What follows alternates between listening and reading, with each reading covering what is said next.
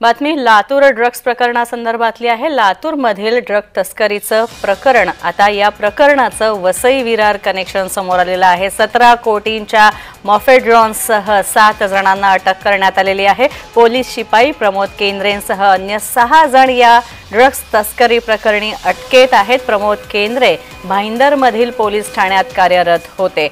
पण पाहतोय भाईंदरमधील नयानगर पोलीस ठाण्यात प्रमोद केंद्रे हे कार्यरत होते। पोलीस हवालदार प्रमोद केंद्रे यांना मूळ गावी चाकूर तालुक्यातील रोहिणा इथं गावातील डोंगराळ परिसरात मॉफेड्रॉन ड्रग्ज निर्मितीचा कारखाना सुरू केला होता।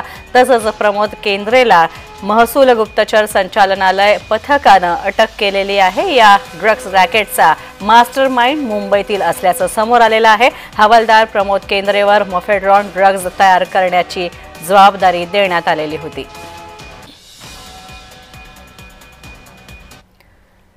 तर याच प्रकरणाचा संपूर्ण आढावा घेतलेला आहे आमचे प्रतिनिधी अजय घोडके यांनी।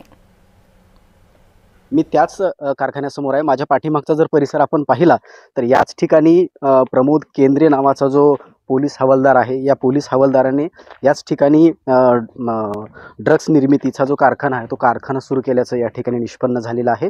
आणि गुप्तचर संचालनालय जो आहे, महसूल गुप्तचर संचालनालय, या संचालनालयाने लातूरच्या चाकूर या ठिकाणी तब्बल 3 ते 4 दिवस या ठिकाणी ठिय्या मांडला होता। आणि त्यानंतर या ठिकाणी हे ड्रग्स निर्मितीचं जे रॅकेट आहे ते रॅकेट लातूरच्या ह्या रोहिणा गावापर्यंत आल्याचं या ठिकाणी निष्पन्न झालं। आणि तब्बल 17 कोटी रुपयाचं हे सगळं ड्रग्स असून जवळपास 11.66 किलोचं हे ड्रग्स असल्याचं सुद्धा आता समोर आलेलं आहे। लातूरचं जे ड्रग्स कनेक्शन आहे, मुंबईशी असलेलं हे ड्रग्स कनेक्शन आता उघड झालेलं आहे।